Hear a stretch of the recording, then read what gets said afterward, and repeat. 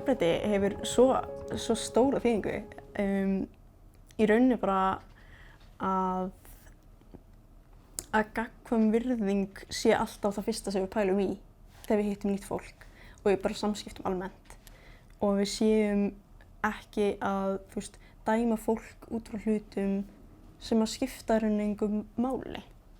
Að við mætum fólki á jafningjagrundvelli sama hver saga okkar og sama hvaðan við séum og hvernig við lítum út.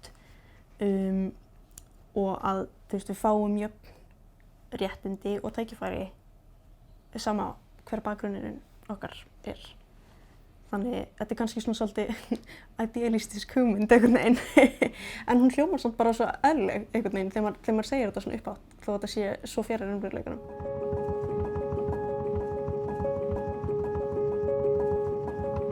Það stærsta var örugglega fyrir allmörgum árum þegar ég svona áttaði mig á því að minn reynsluheimur og tilfinningarnar sem ég finn fyrir varðandi hlutverkin sem mér hafa verið gefin í lífinu væri ekki eitthvað sem allir fundu fyrir. Að það væri mismunandi hvernig tilfinningar fólk bæri til sinna hlutverka. Einhvern veginn, af því að ég gerði alltaf bara ráð fyrir því sem barn að ég fyndi fyrir ákveðnum pressum og ákveðnum einhverjum svona þvingunum frá mínum hlutverkum í lífinu og að það gerði það allir á sama máta. En það bara ekki raunin. Fyrir suma þá virka hlutverkin sem þeim eru fengin alveg ótrúlega vel og aðra ekki. Og það opnaði augum mín rosa mikið þegar ég áttaði mig á því að þetta væri ekki algilt. Og líka bara að fyrst mér gat yfirsést svona mikill grundvallarþáttur í bara mannlegri upplifun, þá hlyti að vera meira sem ég ætti eftir að læra. Og þar af leiðandi þetta gerði mér kleift einhvern veginn að opna á það bara að læra af fólki sem eru með annan reynsluheim en ég. Af því að kannski hefðu þau eitthvað að kenna mér sem að ég hafði ekki ennþá séð í eigin fari.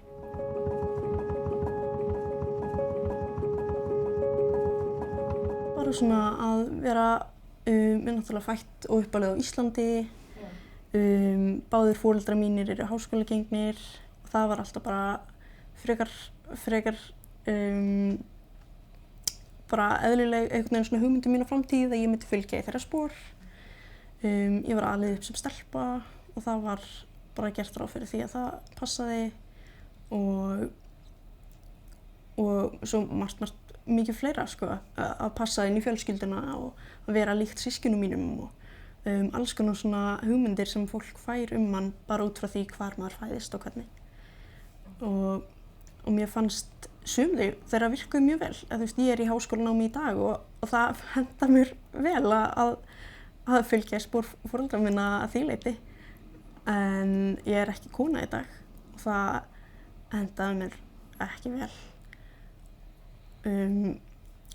Og það var eitthvað sem að ég gerði ráð fyrir að allir fyndi fyrir framan af. Ég hélt bara að öllum fyndist þetta svolítið óþægilegt. Og þess vegna værum við feministar af því að þetta væri óþægilegt til að byrja með. En svo ekki raunin. Við erum feministar af því að við viljum jöfn réttindi allra en ekki af því að okkur finnst óþægilegt að vera þau sem við erum. Þetta hljómar ótrúlega svona barnslega núna en það tók mér mjög langan tíma að átta mig á þessu. Af því að partur af því ástæðunum fyrir því að ég byrjaði að vinna í einhverjum svona feminisma var af því að ég hélt að við værum öll svo ótrúlega föst inn í einhverju svona formi sem ég var bara föst í.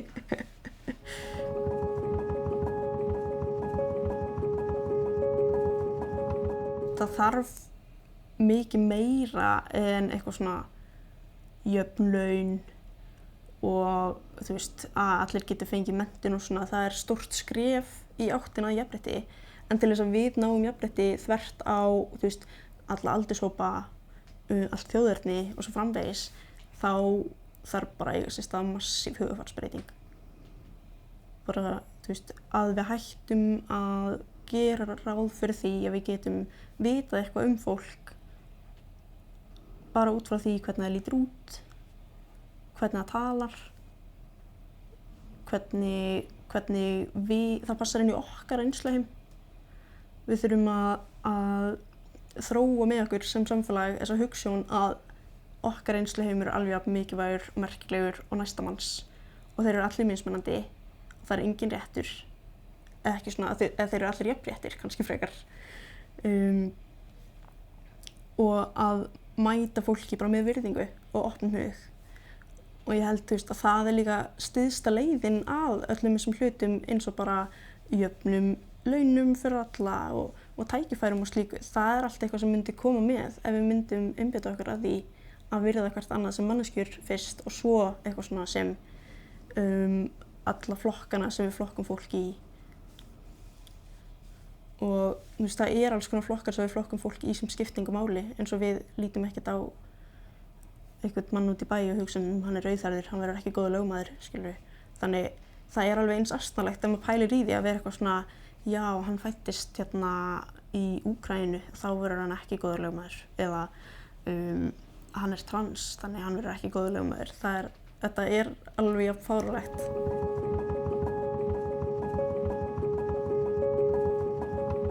Það fer náttúrulega fyrst svolítið eftir hvernig við viljum líta á kynbundið ofbeldi.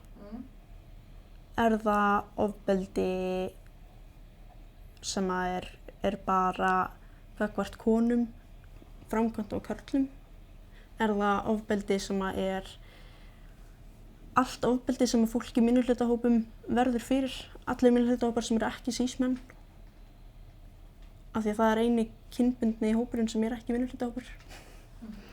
Og er það þá allt ofbeldi sem að fólk í þessum hópum verður fyrir út af því að það er að því kyni sem það er?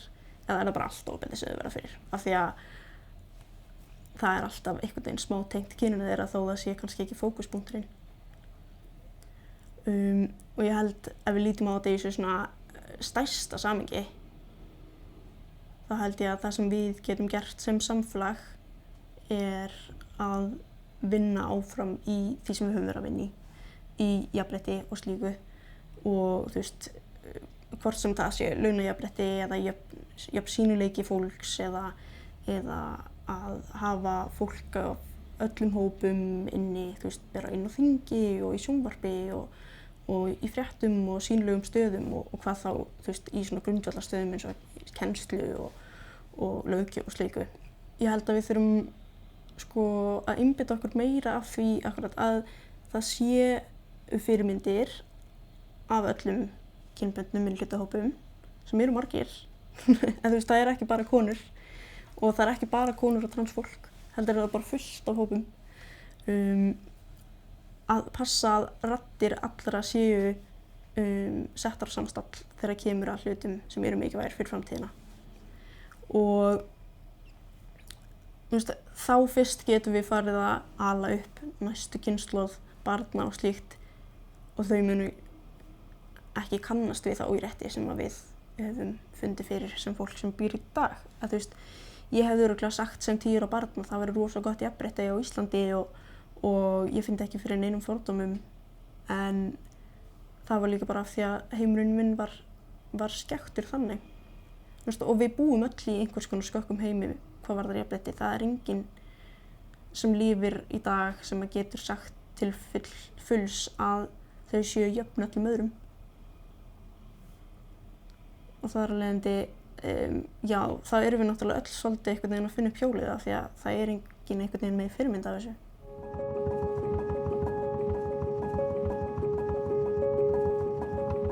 Ég held svona með sýnileika kynsegin fólks og svona kynfjölbreytileika að löngunin og svona þörfin til þess að vinna í því sé komin frá einhverju svona draumsjón svolítið að ef ég hefði séð einhverja mannesku vera opið með kynseginleikann sinn og opið með transleikann sinn þegar ég var yngra, bara þegar ég var barn, að það hefði breytt svo ótrúlega miklu fyrir mig. Það hefði gert stytt mér margar andvökunætur að sjá eitthvað og tengja við þau á forsendum sem að ég hafði ekki séð og fundið áður. Þannig að þetta sé ekki akkurat svolítið svona draumsýn að ég vilji vera það fyrir einhvern annan. Ég vil geta gert ungu kynsegin fólki kleift að sjá sjálft sig í heiminum, í okkar samfélagi og og náttúrulega bara sem víðast en svona, já, þar áhrifahópur minn í dag er náttúrulega bara Ísland. Já, þannig ég held að það sé svona það sem drífur mig áfram í baráttunni, sko, að það er að geta létt einhverjum lífið.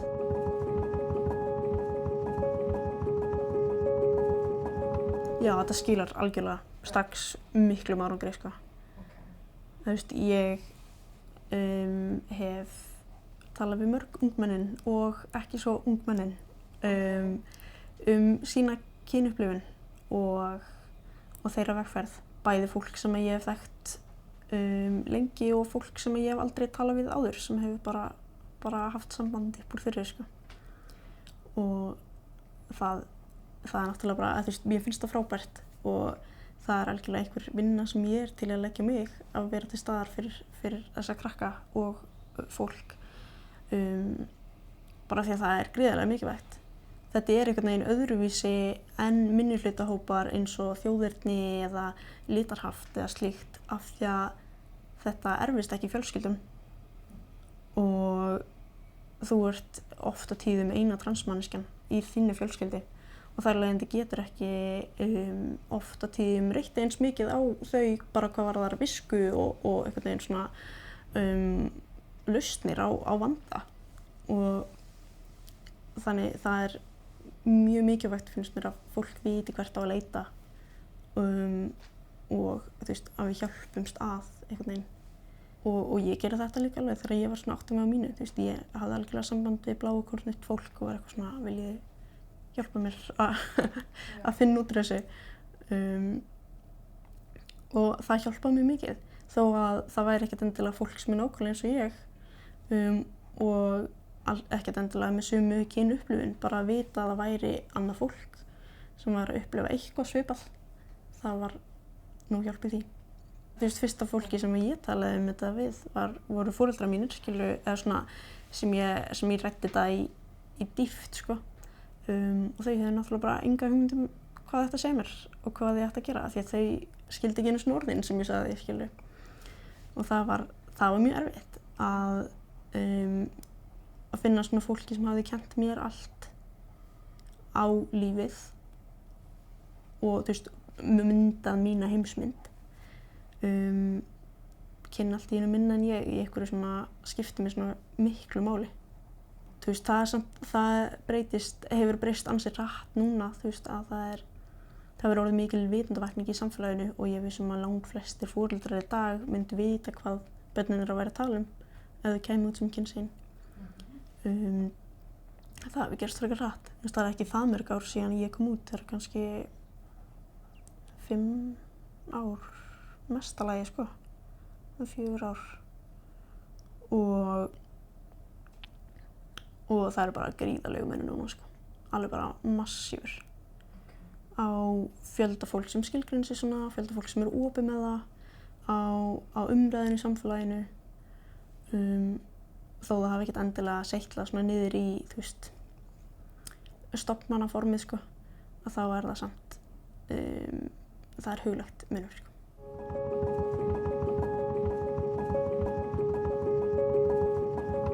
Ég myndi segja, sko, að ungt fólk, það er opnara og það er tilbúnara að endurskoða sinn raunveruleika og endurskoða sína heimsmynd til þess að búa til pláss fyrir fleira fólk.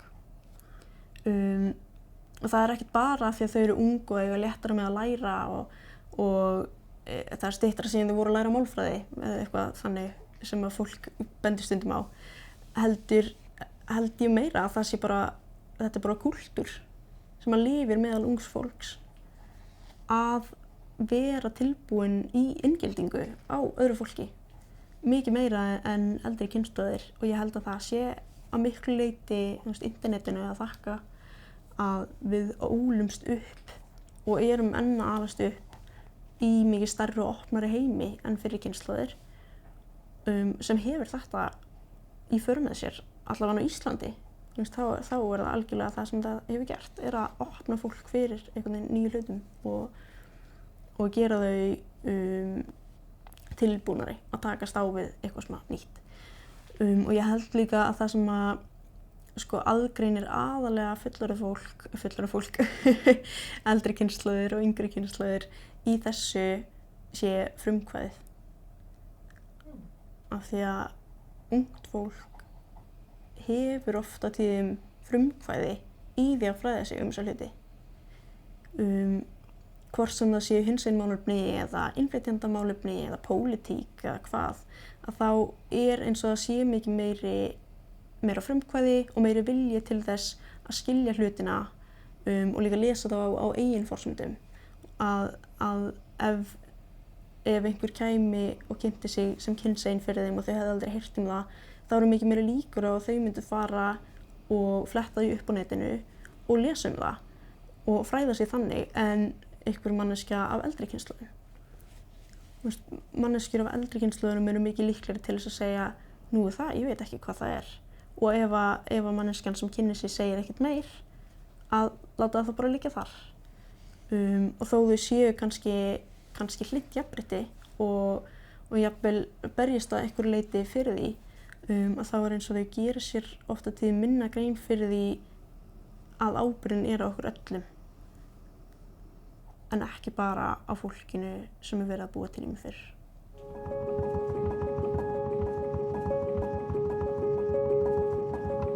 Ég trúi því ekki að ég geti farið og breytt fólki hvað þá heilum kynslóðum, en ég vona svo innilega að þau finni það í sér að opna sinn heim og að fræða sig og að hafa frumkvæði og leggja vinnu í það að gera inklusífari heim. Af því að við erum mjög mörg að gera það, unga fólkið. Við erum að vinna vinnu sem er erfið og ólaunuð og algjörlega oft á tíðum ómikið fyrir okkur samanber bara Greta Thunberg og þú veist alla ungu aktivistana þarna úti sem eru í sviðsljósinu í dag. Ekki af því að þau eru klárustu málefnin eða af því að þau eru efnilegust og í bestu stöðunni til að tala, heldur af því að þau gera eitthvað í málunum. Og ég vil það frá eldri kynslóðum. Ég vil að þau pikki upp bók á bókasafninu sem eitthvað sem algjörlega utan þeirra reynsluheims og lesa hana og pæla í henni. Og fletta upp hvernig á að tala frændsystkini sín á netinu og sitja ekki við þeim í fjölskyldubúðum og segi ég skil ekki. Og þetta nú svolítið erfitt. Af því þetta alveg erfitt. Það erfitt að endurbyggja heimsmyndina sína. En þá ekki einhver annar þurfa að gera það fyrir þig. Og ég held að fólk sé oft smeygt við það, bara eins og transfólk sem kemur út að vera að biðja fólk þetta. Að vera að biðja fólk að endurskoða sína heimsmynd, nota ný orð og nýja málfræði og slíkt. Og ég var það algjörlega á sínum tíma. Tók mig alveg frekar langan tíma að skipta fornöfn og að standa á mínu að fólk skildi nota þau fornöfn og virða mínar tilfinningar. En þetta hljómar kannski svolítið altruíst, en þetta ekkert bara fyrir mig. Þetta fyrir svo mikið fleiri. Og ef ég ástæðan fyrir því að frændur mínar og frængur setjast niður og pæla eins í þessu, og það gerir það kannski léttara fyrir eitthvað yngra frændsystkini mitt að koma út, þá ég bara ótrúlega ánægð með það. Af því þetta einhver hugfarsbreyting sem fólk þarf að fara í gegnum í samfélaginu í dag. Og hver sem ýti því á stað fyrst, það ekki það sem skiptir öllu máli.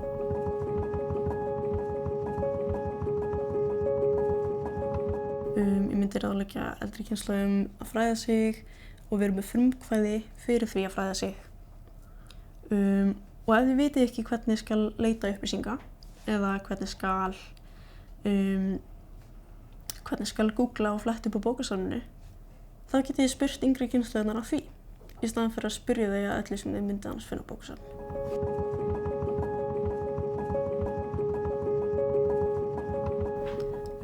Ég myndi náttúrulega í svona útópískum heimi, þá myndi ég bara vilja gefa þeim samfélag þar sem að þau gætu bara verið þau sjálf og myndi alltaf fá jöfn tækifæri og virðingu sama hver þau væru. En ég held að það sé ekki raunhæft í dag. Ekki fyrir fólk sem fætt og ekki fyrir fólk sem fæðist næstu 10, 20, 30 árin. En það sem ég myndi óska þeim núna bara að hafa rými til þess að slaka á og geta pústað og verið þau sjálf. Af því að það eitthvað sem ég hef ekki alltaf haft og það hefur gert allt hitt svo margfalt erfiðara. Að geta ekki bara slakað á einhvers staðar. Bara að sé til rými fyrir fólk til þess að vera það sjálft án fordóma, bæði frá öðrum og líka bara frá sjálfum sér.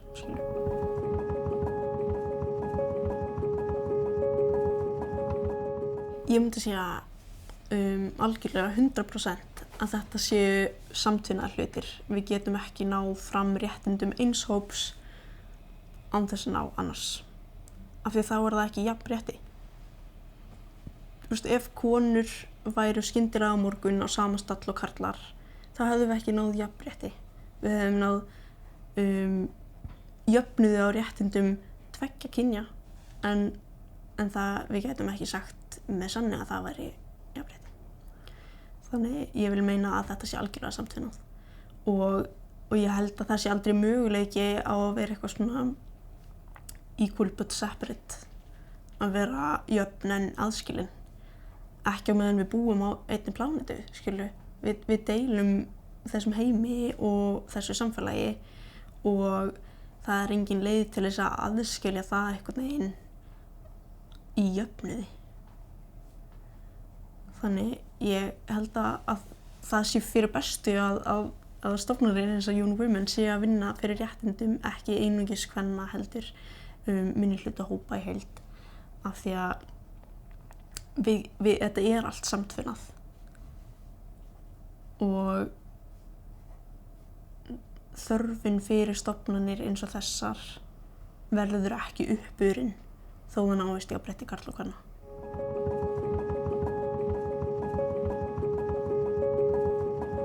Mér fannst í rauninni fyrsti dagurinn eftir að ég kom út, nei, það var ekkert sem breyttist, sko. Ég hafði nákvæmlega sömu efasemdir á daginn áður og var sama tilfinningar hjá hann, sko. Þá sést daginn sem ég kom fyrst út, af því að svo hef ég náttúrulega bara verið að koma út síðan. Oft á dag og oft í viku eftir því hvenær ég hitti nýtt fólk. Jú, það var svolítið öðruvísi þegar ég var fyrst að koma út fyrir fólkinu sem var fyrirfram í lífinu mínu, sem ég þekkti vel og þótti vænt um. Af því að það var mikið tilfinningaþrungnara. Ef þau myndu hafna mér fyrir manneskjuna sem ég að þá myndi það vera mikið sárara en ef fólk út í bæ gera það. Og það var það algjörlega, skilu, ef að fólk tók því ekki vel þá það var mér sárt og hjálpaði ekki öllum tilfinningunum sem ég hafði. Af því ég held að partur af því að ég hafði svo lítið af fyrirmyndum var að ég hafði enga hugmynd hvernig framtíðin mín yrði. Ég þekkti enga kynsegin mannsku. Ég þekkti varla transfólk og ég hafði ekki hugmynd hvað ég gæti gert í framtíðinni. Ekki bara vinnulega, heldur bara samfélagslega. Þú veist, myndi ég eiga vini, myndi ég eiga fjölskyldu, myndi ég einhvern tímann geta átt í rómantískum samskiptum. Þú veist, ég hafði bara ekki, það var algjör óvissa. Og ég pældi alveg virkilega í því áður en að ég kom út bara hvort ég ætti bara ekki að gera það. Hvort ég ætti bara að halda áfram að lifa mínu lífi og bara segja að ég væri kona og þó ég var með einhverjar tilfinningar sem skuruðust á við það að þá gæti ég alveg bara haldið því inni og bara haldið minni réttindastöðu. Og þetta alveg eitthvað sem ég velti oft fyrir mig núna, þú veist, hvort það væri í alvörunni léttara. Ég held að væri ekki léttara, ég held að væri bara öðruvísi. En þú veist, ég væri á allt öðrum stað í dag og ég mjög ánægt með að ég kom út þegar ég gerði það. En það samt ekkert bara svart og hvítu af því að á sama tíma og þetta var frábært upp á mína sjálfsímynd og sjálfsuppgötvun þá var þetta gríðarlegt réttindatapp og ég finn alveg fyrir því frá degi til dags. Það ekki gert ráð fyrir mér í neinum rýmum. Ég þarf alltaf að berjast fyrir því og það eitthvað sem ég gerði mér ekki grein fyrir að yrði svona erfitt, sko. Þú veist, ég hélt þegar ég kom út að það væri erfiði parturinn. Að erfiði parturinn við það að vera partur af hinsegin samfélaginu væri að segja fólki frá því. Og svo væri þau bara búin að því og þá gætir þau bara lifað þínum sannleik. En það ekki þannig, því miður. Að það það kannski ef þú ert að fara inn í hópa sem eru þegar með ágæt réttindi eins og þú ert að koma út sem samskynhneigð manneskja eða einhverju svona hópar sem hafa unnið lengi fyrir réttindum sínum. Þá kannski getur þau gert það og falli bara á þau réttindi sem búið að byggja upp. En þú veist, ég hafði ekki þau forréttindi.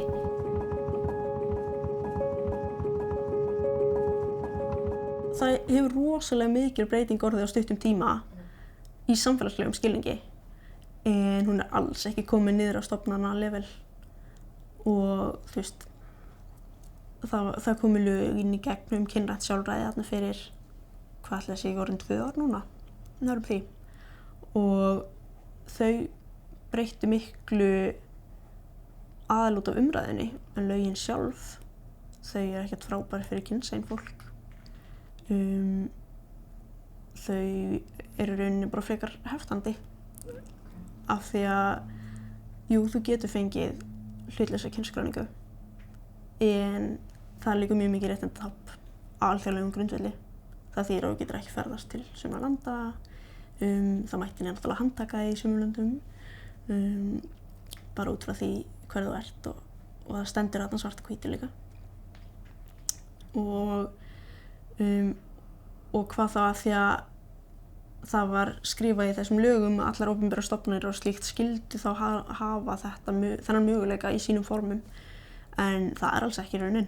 Það raunin bara mjög fáar opinberar stofnanir sem hafa staðið við þessi lög og framkvæmt þessa breytingu eins og var skylda fyrir seinustu áramót. En þú veist, bara eins og í háskólanum, það engin séns að skráði sem kynsegin manneskja í háskólanum í dag. Og hvað þá eitthvað svona gert ráð fyrir transfólki með því að bjóða upp á að skrá fornöfn eða slíkt, það bara, þú veist, það eiginlega sér bara hvergi, sko.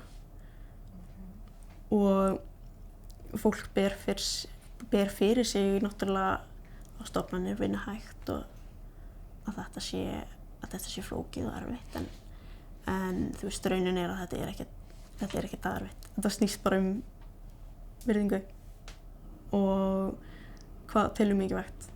Og ef þú telur mikilvægt að öllum líði vel innan þinnar stofnunar, þá verður að gera rými til þess.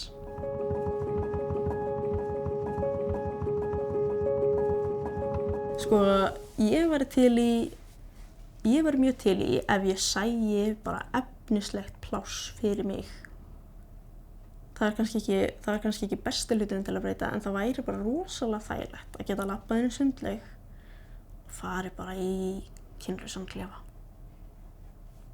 Eða farið inn í næsta hús, inn á næsta veitingastað og farið á klósettið og þurft ekki að velja á milli. Og það er ekki það að það þurfi öll klósett að vera kynlaus eða við ættum bara að vera með einn stóran klefa fyrir alla og við ættum öll að fara saman í sturtu. Heldur bara að það sé möguleiki fyrir fólk eins og mig að stunda eðlilega hluti í lífinu eins og að fara í sund og fara út að borða. Og það væri ekki erfitt. Svo þú veist getum við farið út í hluti eins og heilbrigðisþjónusta og svona sem þú veist ekki frábær fyrir transfólk. Ótrúlega lítil menntun innan heilbrigðisgeirans okkur. Ég yfirleitt ver helmingnum af mínum læknisheimsóknum í að fræða læknin en ekki öfugt. Ég vil bara sjá þessa vinnu unna af fólki. Þessa vinnu til þess að gera pláss fyrir okkur. Allt frá búningsklefum yfir í menntun, sérfræðifólks, yfir í bara málfræðibækur grunnskóla, skilju. Ég vil tala við litlu frænkur mínar og geta sagt þeim, já, ég er ekki strákur og ekki stelpa. Og þær segja bara, já, ég hef heyrt þetta, skilju. Það er draumurinn. Og það er alveg að gerast sumstaðar, en það er ekki út af því að kerfið að gera það, skilju. Það er bara út af umræðinu í samfélaginu og af því að þau hafa flett upp ykkur á netinu eða lesið myndasöguna sem er til mig, skilju. já, þannig, já, ég vil sjá vinnuna unna á háum stöðum.